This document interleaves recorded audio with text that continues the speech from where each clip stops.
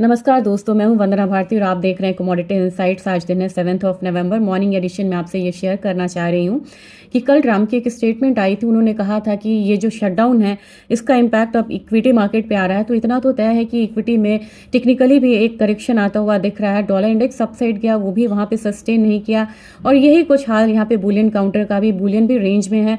लेकिन जिस तरीके से हालात बन रहे हैं, शटडाउन प्रोलॉन्ग हो रहा है और रिकॉर्ड लॉन्गेस्ट यहाँ पे शटडाउन ये हो चुका है यूएस हिस्ट्री का।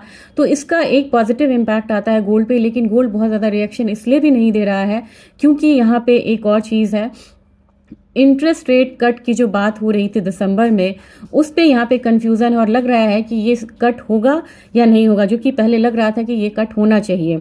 इसकी वजह से गोल्ड एक दायरे में है।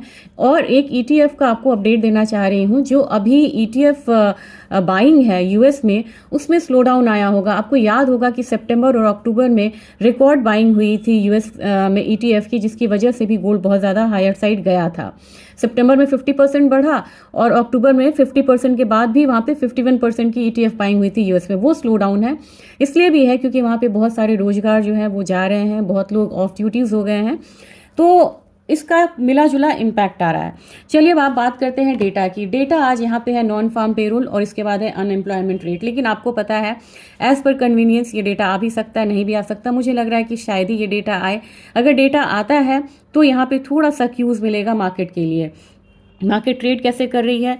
गोल्ड जो है अगेन वो आपको आ चुका है 4000 वाली टेरिटरी में। कल सी100 मूवमेंट थी, ऐसे में स्टॉप लॉस के साथ ट्रेड करना बहुत इंपॉर्टेंट है। दोनों साइड की मूव आ रही थी, लेकिन इतना फाइनली पता है कि 4000 के स्तर पे ही आके मार्केट रुकती है, यानी कि 4000 का बेस बना रहा है। अपनी मार्केट यहाँ पे क्लोज हुई थी 1,20,600 के करीब। हल्का सा आपको ये रेंज रहेगा 1,22,000 से लेके 1,19,000 तक, बाय सबसाइड का हो सकता है। सिल्वर में देखा जाए तो सिल्वर के बारे में अब आपको एक बात बताना चाह रही हूँ कि ऑफिशियली अब ये क्रिटिकल मिनरल्स की कैटेगरी में आ गया है और ये यूएस से आ गया है और चाइना भी इसी राह पे है। तो सिल्वर आज जो थोड़ा सा अपसाइड है, 0.5% का अपसाइड दिखा रहा है।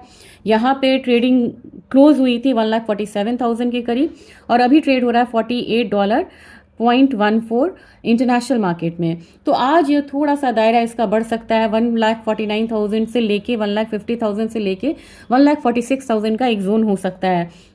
क्रूड ऑयल में दबाव था, आज हल्की बढ़त है, लेकिन मुझे नहीं लग रहा कि बहुत ज़्यादा मूवमेंट अब यहाँ पे अपसाइड आएगा। क्रूड ऑयल का 53.20 से लेके 52.20 ये एक रेंज हो सकता है।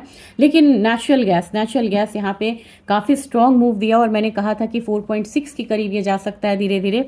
बस वहीं की राह है, 0.85% अभी भी ऊपर है। 380.19 की क्लोजिंग थी कल।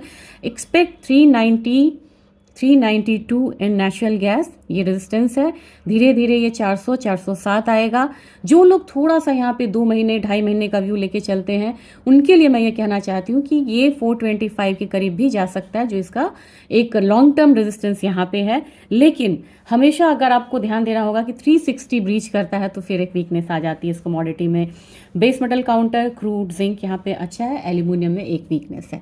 ये आज का मॉर्निंग अपडेट है, होप सो आपके लिए हेल्पफुल होगा और इसे ज़्यादा से ज़्यादा शेयर करिए, वायबल बनाइए और हाई बटन मिलता है तो ज़रूर यहाँ पे आप क्लिक करिए। और मेरी अपनी पर्सनल कोई निवेश इसमें नहीं है और ये वीडियो एजुकेशन पर्पस से है। Thank you.